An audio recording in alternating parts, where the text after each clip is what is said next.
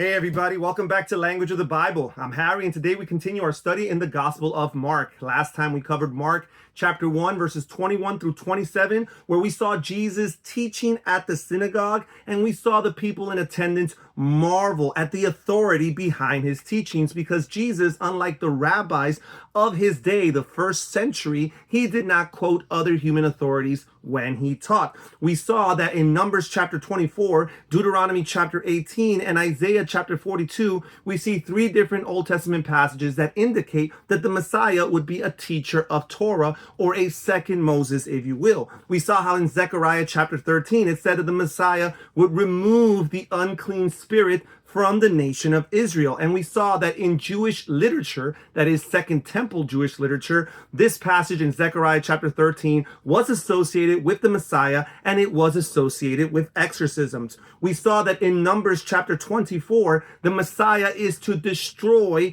all idols and idolatry from the surrounding lands. And we also mentioned that in Deuteronomy chapter 32, the Septuagint translation of that, it explicitly equates idols with demons. So that is, the Messiah would destroy all demons from the land, which is why we see that when the unclean spirit encounters Jesus, he fears that Jesus has come to destroy him, because the Messiah was to destroy idolatry and was to destroy demons. We see that the demon, or the unclean spirit, refers to Jesus as the Holy One of God, and the Greek phrase is hohagios tou theou. And we mentioned how this phrase, hohagios tou theou, is only found 3 times in the Greek translation of the Old Testament. First in Psalms chapter 16, verse 10, a passage referring to David or to the Davidic king that is quoted in the book of Acts and applied directly to Jesus. So we see that the Holy One of God is first of all a reference to the Messiah.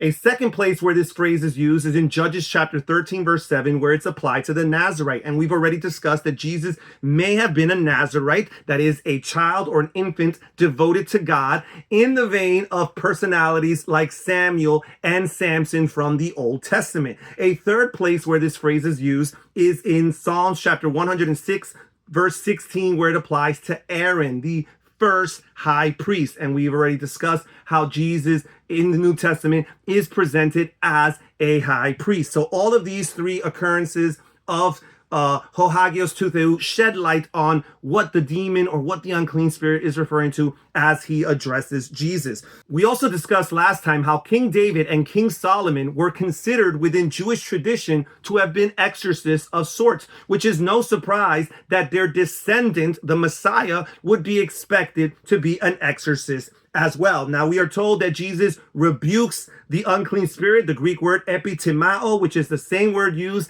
in the Septuagint translation of Zechariah chapter 3, where God rebukes Satan himself. Now, finally, we covered how Jesus's teaching was described as being a new teaching with the Greek word kaine, which means new in a qualitative sense, not necessarily in a chronological sense. There is a new quality to the teaching of Jesus, a freshness, if you will, that the rabbis, his contemporaries, were not bringing to the table. We also discussed how in the original Hebrew, the idea of a new teaching would have been presented as Torah Hadashah. And that sounds very much like the concept of the Brit Hadashah, which is the new covenant, which is exactly what the Messiah had come to do, to establish or to ratify a new covenant, a covenant that's mentioned in Jeremiah chapter 31, where God says that he will write his Torah, he will write his commandments in our hearts made of flesh. And that's it as far as the summary. Let's move on to the new verses that we will be discussing today. Today we're going to be discussing Mark chapter 1, verses 28 to 32. We're going to begin by reading,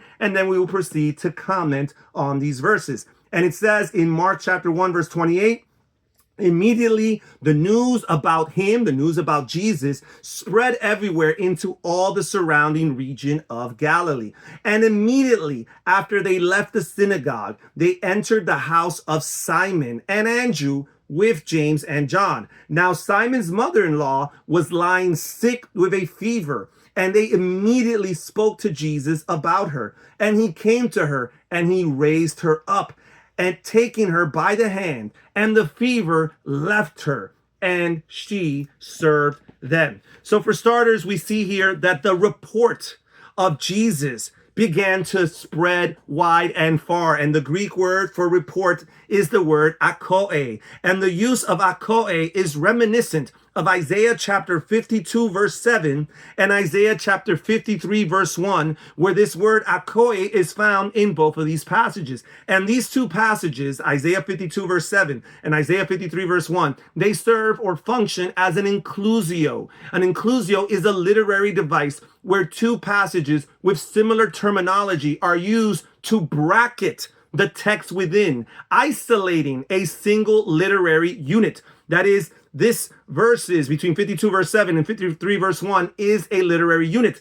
And we see here that these passages are talking about the suffering servant, one of the most important and relevant Old Testament passages for New Testament understanding. So we see here that in the Greek translation of Isaiah chapter 52 verse 7, it starts with reports, the Greek word akoe, of peace. The reports start with reports of peace, which in the Jewish mindset encompasses well-being and healing. But then later on in Isaiah chapter 53 verse 1, the second mention of reports, the second mention of the Greek word akoe, we learn about the other aspect of the servant's ministry, which is that he is to be rejected and that he is to be despised and that he is to be pierced. This entire pericope, this entire unit of the suffering servant in Isaiah 52 and Isaiah 53, this entire unit here serves as a microcosm of Jesus's entire ministry, where it starts with the excitement of healings and miracles and salvation, but the suffering and the sacrifice is yet to come. It is still ahead. We see that the narrative moves into or transitions into the house of Simon. Simon was one of the few, if not the only, among the 12 to be married. He's the only one who's explicitly mentioned in the New Testament as having been married. We find further references to Simon or Peter being married or having a wife later on in the New Testament. Now, obviously, his marriage had to endure sacrifices in order for him to follow Jesus and be a disciple and the spokesperson among the 12.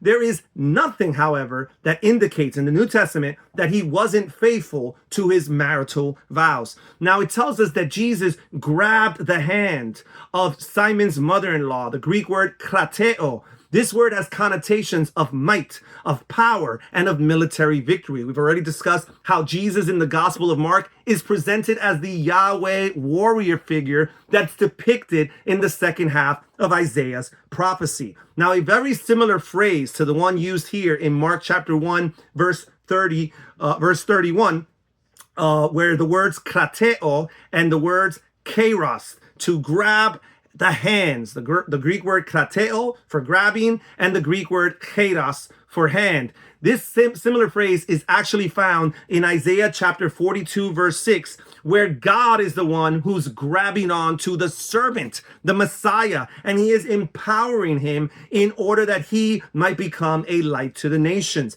And in our story, we have that same servant, the Messiah figure, Yeshua HaMashiach, and he is grabbing, Greek word krateo, the hand, Greek word kairos, and he is empowering her that she might be healed. Now it says that Jesus raised her. There is a hint of resurrection language in our narrative here. First, we have her laying in bed, and the Greek word for laying is katakemai, which is at times used to describe people who are already dead. Then we see that Jesus raises her, the Greek word egedo. He raises her by the hand. And egedo is the same term used in most New Testament passages that refer to the resurrection. There is a book in Qumran, found at Qumran, among the Dead Sea Scrolls from the Essene community, referred to as the Messianic Apocalypse. And in this book, while alluding to the prophet Isaiah, it links the Messiah's ability to heal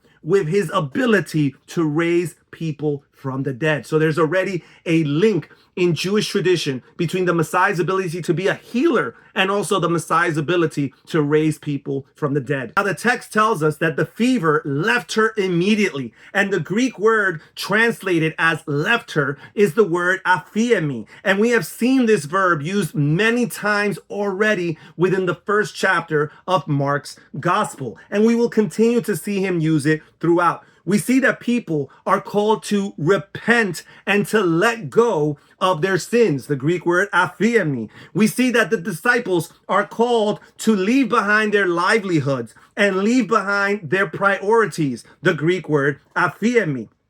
We see here that the fever lets go of the mother-in-law of Simon, the Greek word aphiemi. Soon, very soon, we're going to see Jesus forgiving sins. Again, the Greek word aphiemi. And later on in Mark's gospel, we're going to see Jesus at the cross, and we're going to see that he lets go of his spirit, the Greek word aphiemi. Jesus lets go of his last breath. This word, or this concept of aphiemi, has a big significance in the message of Jesus and is inspired by the prophecy of Isaiah chapter 61 verse 1, which is a prophecy that's quoted in the New Testament and applied to Jesus. In Isaiah chapter 61 verse 1, we talk about the liberty or the release of the captives, and the Greek phrase translated as liberty or release is the Greek word aphesin, which is from the same root as the Greek word aphiemi. The liberty or the release of the captives is on so many levels. They are released from their worries so that they can know God. They are released from their illnesses so that they can know peace and well-being. And they are released from their sins so that they can know grace.